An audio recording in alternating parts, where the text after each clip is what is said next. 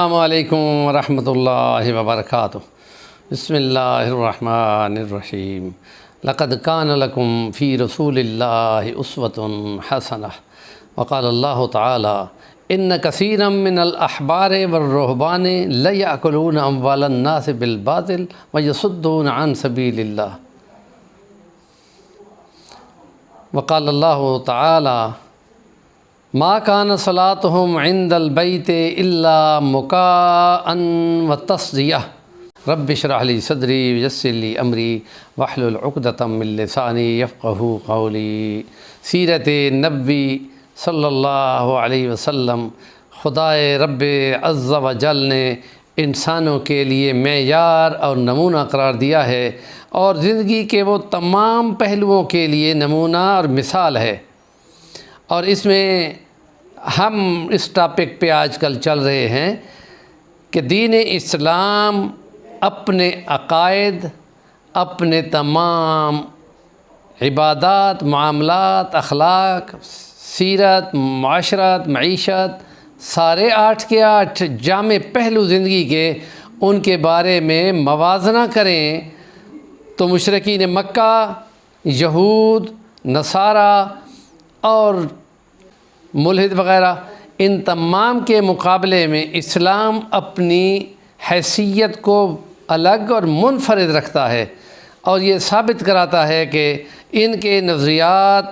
حقائق کے بالکل خلاف ہیں، اور وہ اپنے پرانے نظریات اور پرانے عقائد سے چمٹے ہوئے ہیں، جن کو خدا نے بدل بدل کر نبوتیں بدل بدل کر، شریعتیں بدل بدل کر نئے نقشے بنائے ہیں، اور آخر پہ نقشہ دیا خاتم النبیین کا شریعت کا، وہ سب سے حتمی اور کامل تھا۔ اور اسی لیے اس میں اگر ہم دیکھیں تو سب سے پہلی چیز ہے اللہ کا کلام، قرآن مجید، فرقان حمید۔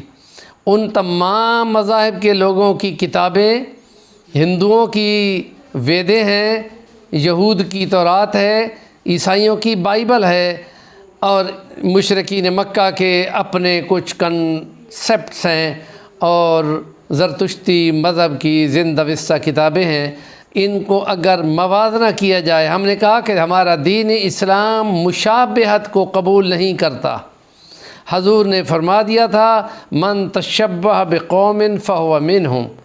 تو ہم اس کو شروع کرتے ہیں ابتدائی عقائد کی چیزوں سے، اللہ پہ ایمان، اس کے رسولوں پہ ایمان، اس کی کتابوں پہ ایمان، اس کی تقدیر پہ ایمان، اس کے فرشتوں پہ ایمان، اس کے آخرت کے دن پہ ایمان، ان کا سب چیزوں کا موازنہ بھی کریں گے۔ اور پھر اسلام کی جو باتیں ہیں، سب سے پہلے کلمہ ہے، پھر نماز ہے، پھر روزہ ہے، پھر حج ہے، پھر زکوٰۃ ہے، اور پھر معاشرت ہے، پھر معیشت ہے، پھر سیاست ہے، پھر عدالت ہے، پھر جنگ و جدال ہیں، انفرادی زندگی ہے، اجتماعی زندگی ہے، ازدواجی زندگی ہے، معاشرت ہے، معیشت ہے، سیاست ہے، اقتصاد بہت بڑا موضوع ہے، اور اس میں سود خنجر ٹھونک کر انسانیت کے سینے پہ دن دنا رہا ہے۔ ان سب میں دین اسلام ایک اکیلا ہے جو سچا دین ہے، اور باقی تمام مذاہب اور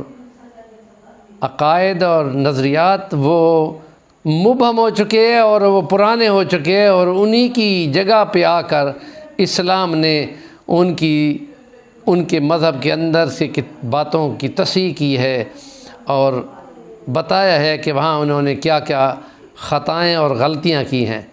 ہمارے چینل کا نام صفی الوانی، اس سلسلے کا یہ دوسرا ولاگ ہے، اور اس سے آگے ہم انشاءاللہ باقی باتیں بھی آپ کو کنوے کریں گے۔ جزاکم اللہ، اور آگے علم کی بات کو فارورڈ کریں تاکہ آپ کو بھی اس میں ثواب ملے اور علم آگے پھیلے۔